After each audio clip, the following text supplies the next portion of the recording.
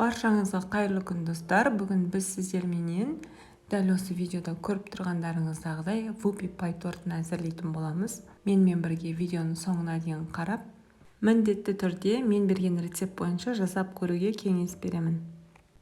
Алдыменен шоколадымыз бен майымызды микроволновкада ерітіп аламыз. Бөлек таза ыдысқа 4 жұмыртқамызды, қантымызды қосып, миксерменен немесе венчиктің көмегіменен араластырып аламыз.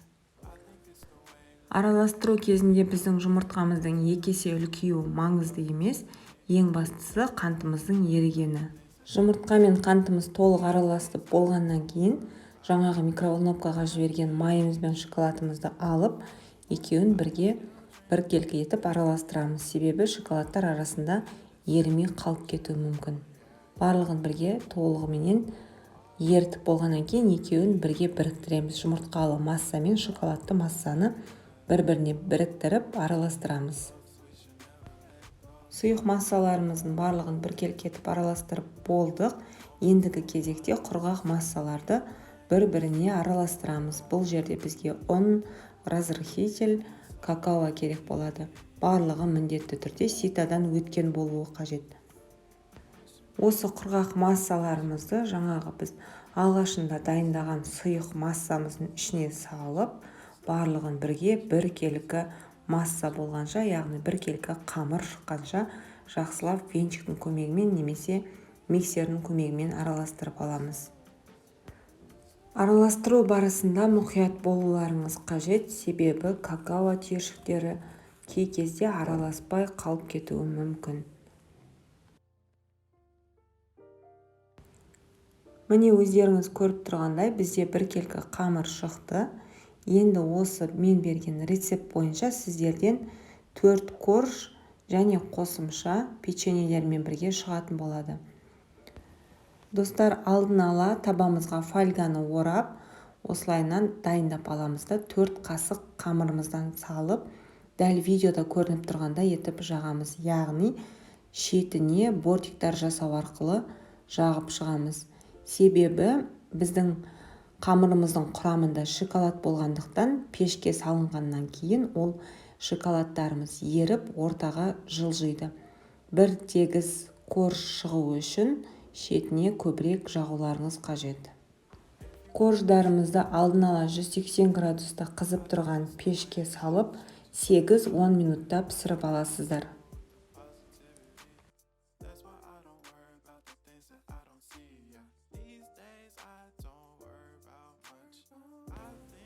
Дайын болған коржымызды осындай сетканың үстіне төңкеріп, міндетті түрде корждарымыз суығаннан кейін фольгадан ажыратамыз.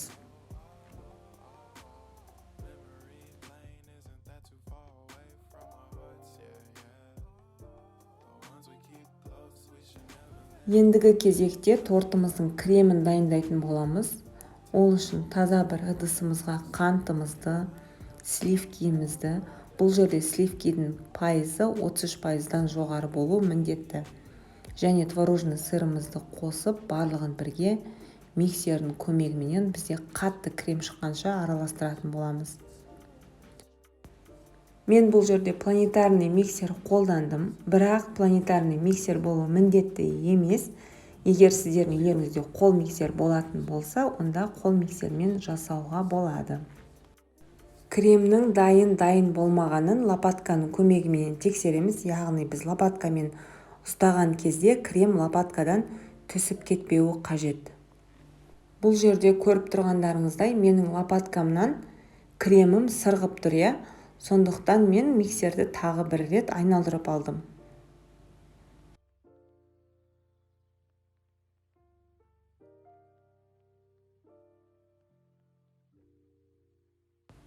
Енді қазір қайтадан тексеріп көреміз. Барлығын бірге кремді араластырып, міне лопаткадан түспейтіндей өзінің формасын жақсы ұстайтын крем алдық.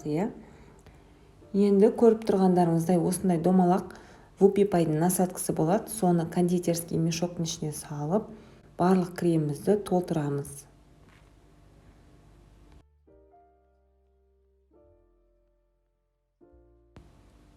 Келесі кезекте біз тортымызды жинай бастаймыз.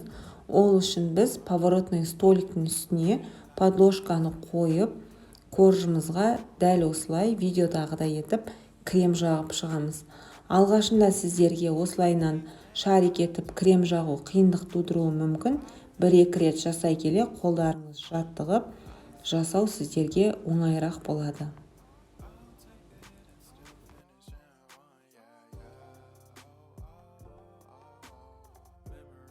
Міне біз тортымызды жинап біттік. Енді осы тортымыздың бетіне шоколадная подтеки жасаймыз. Ол үшін бізге 100 грамм Қазақстан шоколады керек. Міндетті түрде Қазақстан шоколады болуы қажет, себебі Қазақстан шоколадыменен тортымыз өте дәмді болады. Сливкиді алмастыруға болады, сливочное масламен немесе сұйық майменен алмастыруға болады. Микроволновкаға салып ерітіп аламыз. Ерігеннен кейін шығарып жақсылап видеода көрініп тұрғандай етіп араластырамыз. Сосын естеріңізде болсын, торттың бетіне ыстық етіп глазур жағуға болмайды. Сәл суытып аламыз, араластырып отырып, содан кейін барып үстіне видеода көрініп тұрғандай шоколадымызды жағып шығамыз. Егер сіздер ыстық шоколадты торттың үстіне құйып жіберген болсаңыздар, онда сіздердің астындағы тұрған кремдеріңіз еріп, тортыңыздың ортасы түсіп кетуі мүмкін. Міне біздің тортымыз дайын болды. Әдеттегідей оформление жағы өз қалауларыңыз. Қаласаңыздар жеміс жидектермен немесе түрлі печеньелермен оформление жасауға болады. Бұл Whoopie Pie тортын міндетті түрде мен берген рецепт бойынша жасап көріңіз. Себебі бұл 100%-ға оригинал рецепт. Қазіргі таңға дейін сұранысқа ие, маған көптеген табыс әкеліп жүрген торттардың бірі.